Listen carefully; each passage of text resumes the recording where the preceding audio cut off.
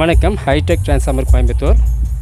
எங்களுடைய another sub amplifier ready பண்ணியிருக்கோம். 4040 transformer, எங்களுடைய 2 ஃபெட்டு 4040 டிரான்ஸ்ஃபார்மர், எங்களுடைய 2 ஃபெட்டு ப்ளஸ் வந்து டியூவல் பவர் சப்ளை. ஒரு மார்க்கெட்டு சப்ஃப்ரியை போட்டிருக்கேன். அந்த சப்ஃப்ரியில் சம் ஆல்ட்ரேஷன்ஸ் பண்ணியிருக்கோம். இப்போ ஒவ்வொன்றா ஸ்டெப் பை ஸ்டெப் பார்க்கலாம். இப்போ வந்து 4040 வந்து டிசி ஆகும்போது எவ்வளோ வோல்ட் வருதுன்னு பார்க்கலாங்க. இங்கே வந்து டியூவல் பவர் சப்ளை கொடுத்துருக்கேன். சென்டர் வந்து க்ரீன் வந்து கிரவுண்டு, இங்கே வந்து ரெட்டு வந்து பாசிட்டிவ், இது வந்து பிளாக் வந்து மைனஸ் வோல்ட்டு. இப்போ இந்த வோல்ட் எவ்வளோ வருதுன்னு பார்க்கலாம்.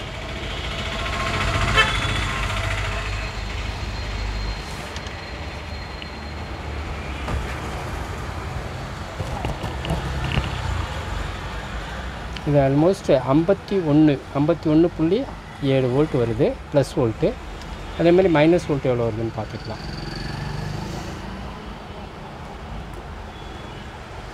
மைனஸ் வோல்ட்டும் 51.8 வருது. ஸோ அப்போ டியூவல் சப்ளை வோல்ட் வந்து 51 வோல்ட் வந்து இந்த போர்டுக்கு 2 ஃபெட் போர்டுக்கு போயிட்டுருக்கு.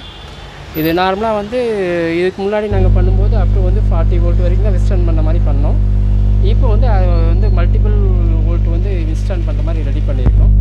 ஈவன் 75 வோல்ட் வரைக்கும் இன்ஸ்டால் பண்ணுறோம். பட் பேசிக்காக வந்து நாங்கள் ஒரு 50 வோல்ட்டு உங்களுக்கு வந்து டியூவல் வோல்ட் வந்து போர்டுக்குள்ளே போகிற மாதிரி பண்ணியிருக்கோம். அது எதுக்காக அந்த மாதிரி வோல்ட்டு அதிகமாக வந்து உங்களுக்கு ரிசல்ட் வந்து ரொம்ப பிரமாதமாக வந்துட்டுருக்கு. எப்படி ரிசல்ட் வருதுன்னு சொல்கிறோம் பாருங்கள். இப்போ நார்மலாக வந்து ஒரு 12 இன்ச்சு சப்வூஃபருக்கு வந்து 16 கேஜ் ஒயர் யூஸ் பண்ணுவாங்க. 16 கேஜ் ஒயருடைய கரண்ட் ரேட்டிங் வந்து 6 ஆம்ஸு. 16 கேஜ் ஒயருடைய கரண்ட் ரேட்டிங் 6 ஆம்ஸு. இப்போ வந்து நான் சின்ன சிம்பிள் கால்குலேஷன் போடுறேன். 6 ஆம்ஸ் வந்து 16 கேஜ் ஒயருடைய கரண்ட் ரேட்டிங் இன்ட்டு வந்து நம்ம வந்து சப்போஸ் வந்து ஒரு 24 வோல்ட் கொடுக்குறோம், இல்லை 30 வோல்ட் டிசி கொடுக்குறோன்னா 180 வாட்ஸ் தான் வரும். பட் வந்து நம்ம யூஸ் பண்ணுற சப்வூஃபர் பார்த்திங்கன்னா மினிமம் வந்து 300 வாட்ஸ் எடுக்கும். ஈவன் லோக்கல் பிராண்ட் எடுத்தால் கூட அதில் வந்து யூஸ் பண்ணுற கேஜ் ஒயர் வந்து 16 ஆர் 16.5 கேஜ் ஒயர் யூஸ் பண்ணுவாங்க. அதனுடைய கரண்ட் ரேட்டிங் 6 ஆம்ஸ் கண்டிப்பாக எடுக்கும். 6 ஆம்ஸ் எடுக்கும்போது 24 வோல்ட்டில் 180 வாட்ஸ் லோடு இருக்கும். அது ஆக்சுவலாக 300 வாட்ஸ் வரைக்கும் அது கொடுக்கணும், கொடுத்தா தான் கரெக்டாக இருக்கும். இப்போ நம்ம 30 வோல்ட் கொடுக்கும்போது என்ன ஆகுதுன்னு கேட்டிங்கன்னா 30 × 6 180 வாட்ஸ் தான் நம்மளுக்கு கிடைக்குது. அதே வந்து இதை வந்து ஒரு 50 வோல்ட் இப்போ நான் கொடுத்துருக்கேன். 50 வோல்ட்டு இன்ட்டு வந்து ஒரு 6 ஆம்ஸ். ஆக்சுவலாக இது 6 ஆம்ஸ் 4 ஆம்ஸ் கரண்ட் ரேட்டிங் தான். இப்போ வந்து 50 வோல்ட் டிசி இன்ட்டு ஒரு 4 ஆம்ஸ் கரண்ட் ரேட்டிங். இப்போ வந்து 200 வாட்ஸ் ரீச் ஆகிருக்கு.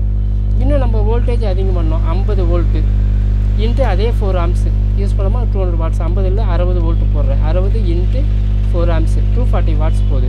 ஈவன் ஒரு 70 வோல்ட்டை ரீச் பண்ணுறோம். 70 வோல்ட் இன்ட்டு 4 ஆம்ஸ் 280 வாட்ஸு. அந்த 280 வாட்ஸ் 70 வோல்ட் வரும்போது பக்காவாக வந்து உங்களுக்கு வந்து அந்த சப்வூஃபருக்கு தேவையான ஆம்பியர் கிடைக்கும். ஸோ இதுதான் பேசிக் லாஜிக்கு. நம்ம வந்து இந்த 24 வோல்ட்டில் வந்து ஒரு 12 இன்ச்சு சப்வூஃபர் ட்ரைவ் பண்ணுறதே வந்து தவறான விஷயங்கள். ஏன்னு கேட்டிங்கன்னா உங்களுக்கு பவர் அங்கே கிடைக்காது. மேக்ஸிமம் பவர் எவ்வளோ கிடைக்குன்னு கேட்டிங்கன்னா 80 வாட்ஸு 80 வாட்ஸு இல்லை 100 வாட்ஸ் அந்த மாதிரி தான் கிடைக்கும். ஸோ அதனால் வந்து பெரிய ரிசல்ட் இருக்காது. அப்போ வந்து நம்ம வோல்டேஜை ரைஸ் பண்ணணும். வோல்டேஜ் ரைஸ் பண்ணணும், அதுக்கேற்ற மாதிரி வந்து போர்டில் பவராம் போர்டில் ஆல்ட்ரேஷன் பண்ணணும். அதை தான் பண்ணியிருக்கோம். இப்போ வந்து 40 வோல்ட் இன் ஃபியூச்சரில் வந்து அட்லீஸ்ட் வந்து ஒரு 70 வோல்ட் வரைக்கும் நாங்கள் வந்துடுவோம். ஏசி வோல்ட்டே வந்து 70 வோல்ட் வரைக்கும் வந்துடுவோம். இப்போ இது வந்து கொஞ்சம் நாளைக்கு வந்து அதை கண்டினியூ பண்ணிகிட்ருக்கோம். 40 வோல்ட் வந்து எங்கள் போர்டில் கண்டிப்பாக நீங்கள் ஏசி போர்டு ஒன்றும் ஆகாது. ஈவன் நீங்கள் வந்து நான் பவர் ஃபேன் ப்ரொவிஷன் தான் கொடுத்துருக்கேன், பர்பஸாக கொடுத்துருக்கேன். இந்த போர்டு பார்த்திங்கன்னா உங்களுக்கு வந்து 2.1 ஆட்டோக்கோ இல்லை வெஹிக்கிளுக்கோ போடுவாங்க. அங்கே வந்து ஃபேன் பர்மிஷன் கொடுக்க முடியாது. ஸோ நான் இங்கே வந்து ஹெவியாக ஃபேன் பர்மிஷன் கொடுத்துட்டு அங்கே போகும்போது அது கம்ப்ளைண்ட் வந்துடக்கூடாது. அதுக்காக வந்து இந்த ஃபேனை வந்து வெளியே தான் வச்சுருக்கேன், உள்ளே கூட வைக்கல. நான் சும்மா ஒரு சேஃப்டி பர்பஸ்க்காக தான் வச்சுருக்கேன். ஏன்னா ஃபேன் போட்டு நான் கூல் பண்ணி வச்சுட்டேன்னு வச்சுக்கிங்களேன், நாளைக்கு நீங்கள் ஃபேன் இல்லாமல் போடும்போது ப்ராப்ளம் வந்துடும். அதுக்காக ஃபேன் வந்து டம்மியாக தான் போட்டிருக்கேன் பர்பஸாக. இந்த ஃபேன் காற்று வெளியே தான் வரும், உள்ளே போகாது. வெளியே தான் போட்டு வச்சுருக்கேன். சும்மா ஒரு சர்க்குலேஷன் பர்பஸ்க்காக அதை போட்டிருக்கேன். 40 வோல்ட் டிசி வந்து 50 வோல்ட் வெளியே வந்துட்டுருக்கு. இப்போ அடுத்து வந்து ஒவ்வொரு செக்ஷனாக வரலாம். Dual power supply 10,063 volt condenser போட்டிருக்கு. இப்போ வந்து இதனுடைய ஃப்ரீக்வன்சி அனலைசிஸ் பார்த்துக்கலாம். இப்போ வந்து அதனுடைய இதுவும் பார்த்துக்கலாம் எப்படி ஒர்க் ஆகுதுன்னு. இப்போ வந்து சப் ஸ்பீடாக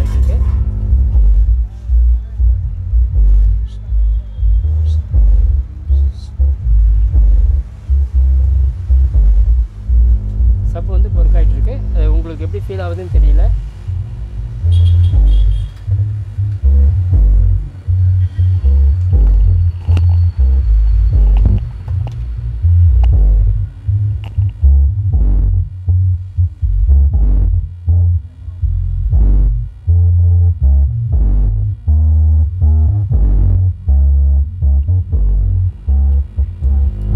பார்த்தீங்கன்னா ஆக்சுவலாக வந்து சப் வந்து உங்களுக்கு வந்து 40 வோல்ட் கொடுக்கும்போதே வந்து அந்த பஞ்சில் வந்து நல்ல டிஃப்ரென்ஸு தெரியும். எப்படி தெரியும்னு கேட்டிங்கன்னா, அது வந்து பார்த்திங்கன்னா அடித்து பேக் சைடில் போகும்போது ஒரு மாதிரி இடிச்சிட்டு வெளியே வரும். அது வந்து இந்த 30 வோல்ட்டு 35 வோல்ட்டு அந்த மாதிரி இடத்துல வந்து அந்த மாதிரி நடக்கும். ஒன்ஸ் வந்து அது 40 வோல்ட்டு ட்ரான்ஸ்ஃபார்மர் போட்டு 50 வோல்ட்டுக்கு போகும்போது அந்த இடிக்கிறது ரொம்ப கம்மியாகிடும். பட் அதுவும் பத்தாது ஆக்சுவலாக. இப்போ நம்ம போட்டிருக்கிறதும் வந்து ஆல்மோஸ்ட் ஒரு 200 வாட்ஸ் தான் லோடு கொடுத்துருக்கோம். இன்னும் ஒரு 100 வாட்ஸ் இன்சஃபிஷியன்ட் இருக்குது. அதை வந்து நீங்கள் இங்கே வந்து நான் ஃபெட் போர்டு 4 போடுறேன், இல்லை 8 போடுறேன், 10 போடுறேன்னா அதனால் ஒன்றும் யூஸ் கிடையாது. ஏன்னா அந்த பவர் சோர்ஸ் வந்து நமக்கு ட்ரான்ஸ்ஃபார்மர் வேணும். ட்ரான்ஸ்ஃபார்மர்லேருந்து பவர் கொடுத்தா தான் அங்கே வந்து நீங்கள் 4 ஃபெட்டு போட்டாலும் 6 ஃபெட்டு போட்டாலும் அந்த ரிசல்ட் கிடைக்கும். அங்கே வந்து நீங்கள் எவ்வளோ இன்க்ரீஸ் பண்ணாலும் பெரிய ரிசல்ட் வேரியேஷன் வராது. இங்கே வந்து நம்ம வோல்டேஜை இன்க்ரீஸ் பண்ணால் மட்டும்தான் பவரை வந்து நம்ம ரீச் பண்ண முடியும். பவர் ரீச் ஆனால் வந்து நீட்டான ரிசல்ட் இருக்கும்.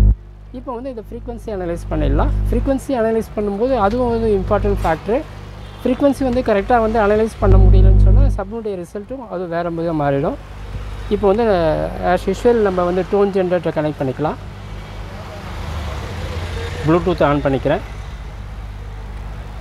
ப்ளூடூத்தில் வந்து பார்த்திங்கன்னா உங்களுக்கு வந்து இந்த ஐபிஎல்னு சொல்லிட்டு ஒரு போர்டை போட்டிருக்கேன். அந்த போர்டு கனெக்டட் ஆகிட்டுருக்கு.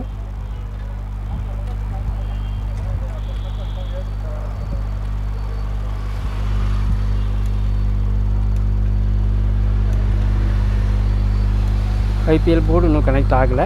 கனெக்ட் பண்ணால் உங்களுக்கு ப்ளூடூத்தில் வந்து டோன் ஜெனரேட்டர் யூஸ் பண்ணிக்கலாம் கனெக்டட். இப்போ வந்து நான் வந்து ஆஸ் யூஷுவல் வந்து நம்ம ரெகுலராக யூஸ் பண்ணுற டோன் ஜெனரேட்டர் கனெக்ட் பண்ணுறேன்.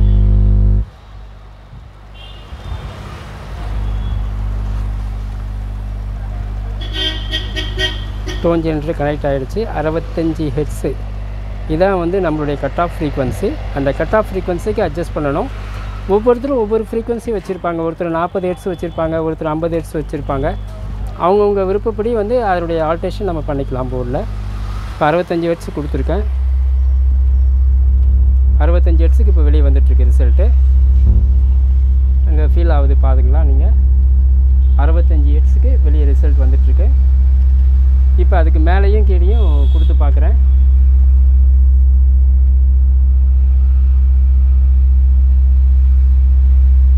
இப்போ வந்து 65 ஹெர்ட்ஸ்லேருந்து கொஞ்சம் மாற்றுறேன் நான். 60 ஹெர்ட்ஸு 60 ஹெர்ட்ஸ் கொடுக்கும்போது கொஞ்சம் கம்மியாக இருக்குது. நம்ம வந்து லோ கட் ஆஃப் ஃப்ரீக்வன்சி முதல்ல கண்டுபிடிச்சிக்கலாம். 30 ஹெர்ட்ஸ் 30 ஹெர்ட்ஸ் வரும்போது ஆல்மோஸ்ட் சவுண்டு கம்மியாகிடுச்சு. உங்களுக்கு இல்லை 30 ஹெர்ட்ஸ் சிக்னல் வெளியே வரலை. நெக்ஸ்ட்டு 40 ஹெர்ட்ஸ் கொடுக்குறேன். 40 ஹெர்ட்ஸ் கொடுக்குறேன். இதுக்கு ஸ்லோவாக வந்து கெயின் இன்க்ரீஸ் ஆகிருக்கு. நெக்ஸ்ட்டு 50 ஹெர்ட்ஸ் 50 ஹெர்ட்ஸில் நல்லாவே இன்க்ரீஸ் ஆகிருக்கு. அடுத்து 60 ஹெர்ட்ஸ் 60 ஹெர்ட்ஸில் கொஞ்சம் கம்மியாகிருக்கு. 50 ஹெர்ட்ஸில் வந்து அதிகமாகிருக்கு. இப்போ இது வந்து மார்க்கெட் போர்டு. இதனுடைய கட் ஆஃப் ஃப்ரீக்வன்சி வந்து 10 ஹெர்ட்ஸில் வந்து ஒன்றுமே கிடையாது. ஏன்னா அது வந்து வெரி லோ ஃப்ரீக்வன்சி, அதில் ஒன்றும் கிடையாது. பட் இதனுடைய கட் ஆஃப் ஃப்ரீக்வன்சி பார்த்திங்கன்னா இப்போ 50 ஹெர்ட்ஸில் இருக்குது. 50 ஹெர்ட்ஸில் எனக்கு நல்லா ஃபீல் ஆகுது. இது வந்து ஹை கெயினில் இருக்குது. 60 ஹெர்ட்ஸில் கொடுக்கும்போது கம்மி ஆகிடுச்சு. அப்போ 65 வரும்போது கம்மி ஆகிடும். 65 ஹெர்ட்ஸில் கம்மி ஆகிடும். 50 ஹெர்ட்ஸில் தான் அதிகமாக இருக்குது. 55 ஹெர்ட்ஸு 50 ஹெர்ட்ஸ் தான் என்னுடைய கட் ஆஃப் ஃப்ரீக்வன்சி. 50 ஹெர்ட்ஸுக்கு கட் ஆஃப் ஃப்ரீக்வன்சி. 30 ஹெர்ட்ஸுக்கு ஒன்றும் வரல. 30 ஹெர்ட்ஸுக்கு வரல. 100 ஹெர்ட்ஸுக்கு கொடுக்குறோம். 100 ஹெர்ட்ஸுக்கு லைட்டாக இருக்குது. 150 ஹெர்ட்ஸ்